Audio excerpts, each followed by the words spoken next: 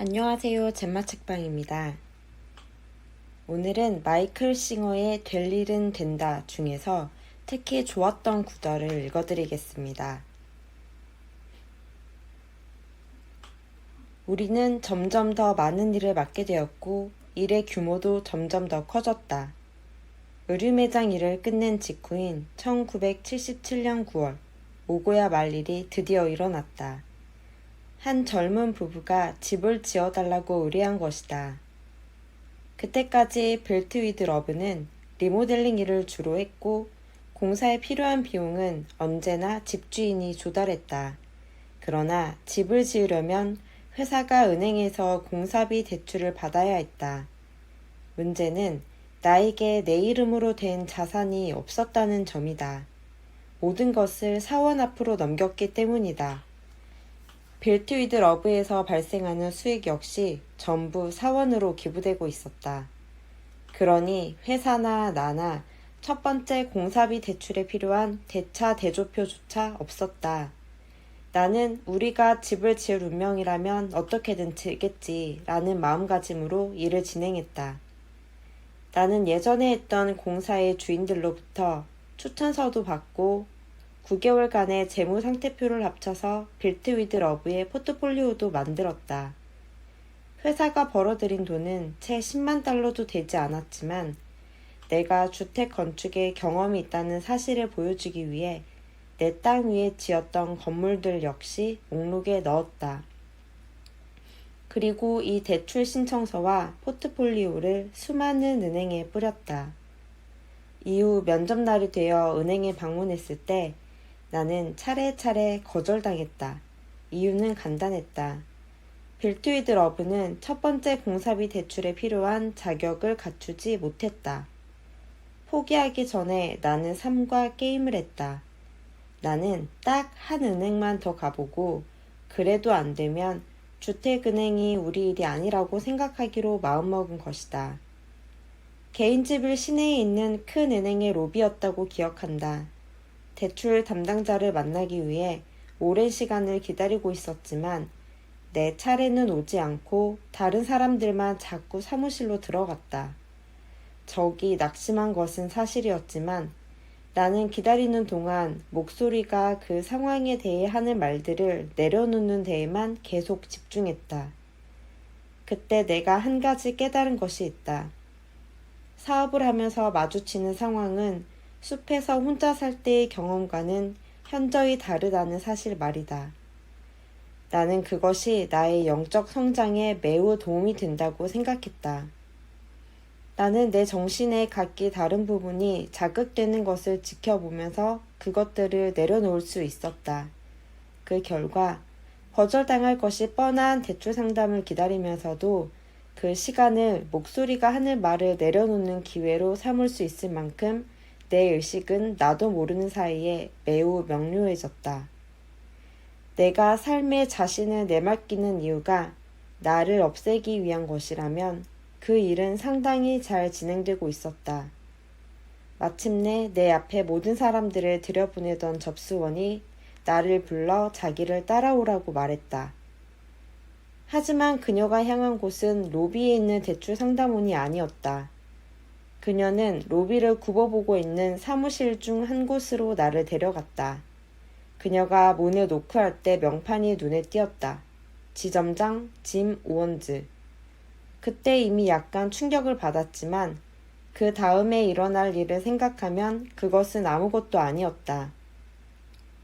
나는 사무실 안으로 안내받았고 지점장은 책상 뒤편 의자에 앉았다. 그는 내 신청서가 대출위원회가 정한 일반 기준에 못 미치는 것은 사실이지만 개인적으로는 지역은행이라면 지역의 사업을 지원해 주는 게 옳은 일이라고 생각한다면서 이야기를 시작했다.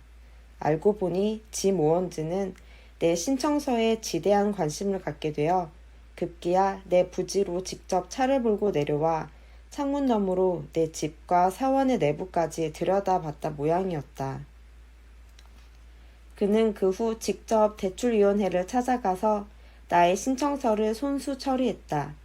그리고 지금 2만 달러의 건축 대출이 승인되었으며 이번 일로 자기 목이 위태로워질 수도 있으니 자신을 제발 실망시키지 말아달라고 내게 얘기하고 있는 것이었다. 내가 이 사람에게 뭐라고 할 수 있겠는가? 그나저나 이 사람들은 누구인가?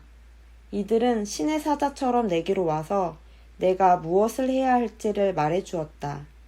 산타페에서 가르치고, 바바를 개인집일로 초대하고, 벨트위드 러브를 시작하고, 계속해서 주택을 지으라고 말이다. 내가 그 자리에서 할 수 있는 일이라고는 그저 감사를 표하며 당신을 실망시키느니 차라리 죽겠노라고 확답해 주는 것뿐이었다. 젊은 부부는 펄쩍 뛰며 좋아라 했고 우리는 그들에게 아름다운 작은 집을 만들어 주었다.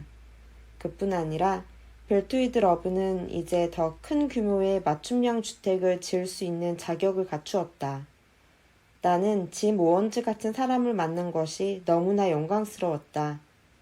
나는 은행의 지점장식이나 되는 사람이 생판남, 그것도 영성 공동체에 거주하는 사람을 위해 그렇게 애써줄 수 있을 것이라고는 한 번도 생각하지 못했다. 나는 분명히 많은 것을 배웠다.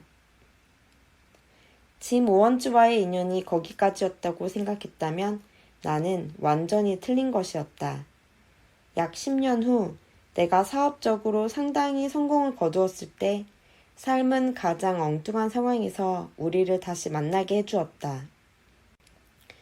그날은 내가 도나의 집에서 밤늦게까지 일한 뒤 잠시 쉬어야겠다고 마음먹었을 때였다. TV에 재미있는 프로가 하나도 없길래 나는 개인집일 북쪽 동네에서 봐둔 새 비디오 대여점으로 차를 몰았다. 여기서 내가 밤에 시내로 나가는 것은 아주 드문 일임을 말해두는 편이 좋겠다. 대여점에는 카운터 뒤에 있는 한 사람을 빼고는 아무도 없었다. 가게 뒤편에서 영화를 쭉 살펴보던 중에 점원이 통화하는 내용을 어쩔 수 없이 듣게 됐다. 그는 누군가에게 기업 유동자금 대출을 받으러 은행에 갔던 일에 대해 말하고 있었다. 아무래도 은행에서는 작은 비디오 가게에 대출을 승인해주지 않은 것 같았다. 나는 그 남자가 어딘가 낯이 익었지만 딱 누구라고 집어낼 수는 없었다. 그러다가 비디오를 계산하러 카운터에 갔을 때야 그가 누군지가 확실히 떠올랐다. 카운터 뒤에 있는 그 남자는 짐 오원즈였다.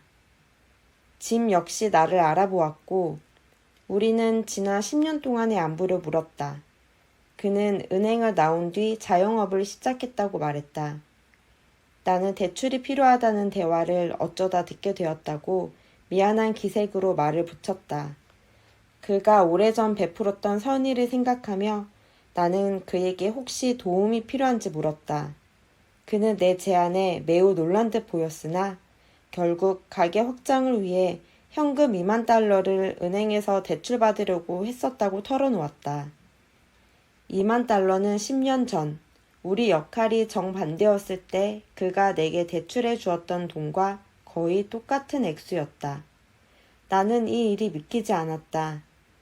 은행이 그의 대출 신청을 거절한 직후 그의 전화통화를 하던 바로 그 시간에 내가 그 가게에 와 있던 확률을 위시해서 이런 일이 실제로 벌어질 가능성이 얼마나 되겠는가. 마치 10년 전에 짐의 친절에 보답하기 위해 내가 그곳으로 보내진 것만 같았다. 말할 필요도 없이 나는 영광스러운 마음으로 그에게 그 돈을 빌려주었다. 네, 오늘은 여기까지입니다. 이상 잼마책방이었습니다. 오늘 읽어드린 책의 에너지를 받으면서 편안한 하루 보내시길 바랍니다.